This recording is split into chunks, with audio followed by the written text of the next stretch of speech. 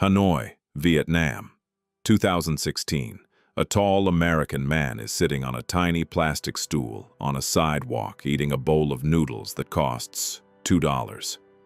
Across from him sits the President of the United States. No bodyguards at the table, no fancy restaurant. Just two men, cold beer and bun cha, pork and noodles in broth. The American is not a politician, not a diplomat. He is a chef who almost destroyed his life with heroin, who didn't become famous until he was 44 years old, and who somehow became one of the most trusted voices in the world. Not because he told people what to think, but because he showed them how to look. His name was Anthony Bourdain.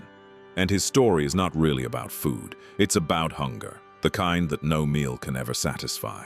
Anthony Bourdain was born in New York City in 1956. He grew up in Leonia, New Jersey, a quiet suburb, an ordinary place. His father, Pierre, worked in the music business. His mother, Gladys, was an editor at the New York Times. It was a comfortable childhood. Books everywhere. No trauma, no poverty, no drama. Bourdain himself said it plainly, meaning he stated it simply. His parents loved him, nobody hurt him, and God was never mentioned in the house. A normal life. But something was already different about him. When he was around 9 years old, his family went on holiday to France. It was a tradition. His father was of French descent, meaning his family had roots in France. And one afternoon, sitting at a seaside restaurant, the young Anthony tried his first oyster. He would later describe that moment as the day everything changed. Not because of the taste, but because of what it represented. Adventure, risk, the willingness to try something unfamiliar while everyone around you plays it safe, meaning they choose the easy, comfortable option. That oyster cracked something open. As a teenager, Bourdain became obsessed with two things: books and rebellion. He devoured, meaning he read hungrily, novels by George Orwell, William Burroughs, Hunter S. Thompson. Writers who lived on the edge, who told the truth, even when it was ugly. He enrolled at Vassar College, an elite university. He lasted 2 years. But during the summer, he took a job as a dishwasher in Provincetown, Massachusetts. A beach town, a restaurant kitchen, and he found his world. Bourdain dropped out of Vassar and enrolled at the Culinary Institute of America, the most respected cooking school in the country. He graduated in 1978 and entered the world of professional kitchens in New York City. And that world was brutal, meaning it was harsh, intense, and unforgiving. The kitchen culture of the 1980s and 90s was not glamorous. It was loud, violent, exhausting. 14-hour shifts, burns, cuts, screaming chefs. The people who worked in kitchens were not celebrities, they were misfits, meaning people who didn't fit in anywhere else. Criminals, immigrants, dropouts, addicts. And Bourdain loved them. He worked his way through dozens of restaurants. He was not the most talented chef. He was not the most ambitious, but he was loyal, tough, and funny. He understood the tribe, meaning he connected with the people around him. But there was a darker side. During these years, Bourdain became addicted to heroin. He later described those years with brutal honesty. He smoked it. He injected it. He spent entire paychecks on it. He watched friends die from it. He nearly destroyed himself. By his early 30s, he hit bottom, meaning he reached the lowest point a person can reach. He was broke. His first marriage was falling apart. He was cooking in restaurants that barely stayed open. Somehow he got clean, meaning he stopped using drugs. He pulled himself together. But he remained a line cook, meaning a regular kitchen worker, not a star. No fame, no book deals, no television cameras. Just a man in his 40s, working the same station he had worked at 20. Most people would have accepted that this was their life. Bourdain did not. Bourdain had always wanted to be a writer. Even during the worst years, he was writing, in the mornings before shifts, on napkins during breaks. He published 2 novels. Nobody read them. Then, In 1999, he wrote an essay for the New Yorker magazine. It was called "Don't Eat Before Reading This," and it was unlike anything anyone had published about food. He wrote about what actually happens behind the kitchen door. The filth, the shortcuts, the things chefs do to your food when they're angry, the drugs, the camaraderie, meaning the deep bond between people who suffer together. He wrote it the way he spoke, raw, funny, and completely honest. The essay went viral, meaning it spread everywhere, fast. Publishers came calling, and in 2000, Bourdain published Kitchen Confidential. Adventures in the Culinary Underbelly. He was 44 years old. The book became a massive bestseller. Overnight, meaning very suddenly, Bourdain went from being an anonymous cook to a literary celebrity. He was sharp, he was quotable. He said things other chefs were thinking, but would never dare to say. The food world had found its voice, and it sounded like a punk rocker with a French name and a New York attitude. The book changed everything. Television producers wanted him, and Bourdain, who had spent 25 years inside kitchens, was suddenly outside, in the world. His first show, A Cook's Tour, started in 2002. Then came No Reservations in 2005, and finally, in 2013, the show that defined him, Parts Unknown, on CNN. The format, meaning the structure of the show, was simple.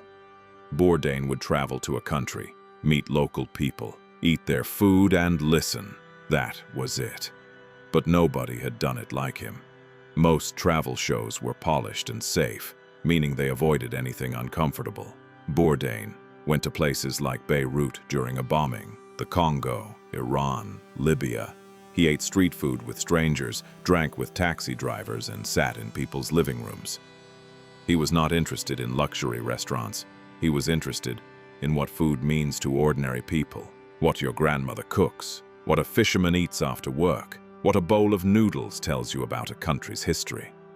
And he had a remarkable ability, meaning an extraordinary skill, to make people feel comfortable.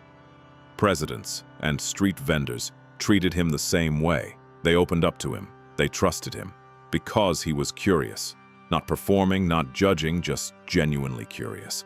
That famous dinner with Barack Obama in Hanoi, $7 total. Bourdain later joked that he picked up the bill, meaning he paid for the president's meal. He won 5 Emmy Awards. He visited over 80 countries. Millions of people watched him every week, and many of them said the same thing. Bourdain made me want to travel. Bourdain made me less afraid of strangers. Bourdain made the world feel smaller and kinder. But there was a cost. Bourdain spent over 200 days a year traveling, 200 days away from home. His second marriage to Ottavia Busia ended in 2016. They shared a daughter, Ariane, whom he adored, meaning he loved her deeply. He talked about the guilt, the phone calls from hotel rooms, the feeling of being everywhere and nowhere at the same time. The fame was strange too. He had become one of the most recognizable faces in the world. Yet he described himself as fundamentally, meaning at his core, a loner. A man who felt most at home in places where nobody knew who he was. He also became something he never expected, a voice for justice. After the hashtag #MeToo movement began, Bourdain was one of the first prominent men in the food industry to speak out. He reflected publicly on his own past behavior and called on the industry to change. It was not comfortable, but comfort had never been his style. Underneath it all, people close to him noticed something. The restlessness, meaning the inability to sit still, to feel at peace, was getting worse. The schedule was relentless. He was tired, not the kind of tired that sleep can fix. On June 8, 2018, Anthony Bourdain was found dead in a hotel room in Kaisersberg, France. He was 61 years old. He was there filming an episode of Parts Unknown. His close friend and fellow chef Eric Reipert found him. The news traveled fast. Tributes poured in from around the world, from presidents, chefs, writers, and millions of ordinary people who felt they had lost someone they knew. Outside Les Halles, the New York restaurant where he had once worked, strangers left flowers, notes, and photographs. We will not speculate about why. That is not our place. What we know is that even the people who seem the strongest, the funniest, the most alive, they carry things we cannot see. If you or someone you know is struggling, please reach out. You are not alone and there is help available. Anthony Bourdain, Left Behind, 12 seasons of Parts Unknown, 9 seasons of No Reservations, a dozen books, and a legacy that changed how the world thinks about food, travel, and other cultures. But maybe the most important thing he left behind was an idea, a simple one, that you can sit down with anyone. And if you share a meal, if you listen, if you show respect for what they eat and how they live, you will find more in common than you expected. He proved that food is never just food. It is memory, identity, history, love. He also proved something else, that it is never too late. Bourdain was a dishwasher at 19, an addict at 25, a nobody at 40, a best-selling author at 44, a global icon at 50. His story is not a straight line.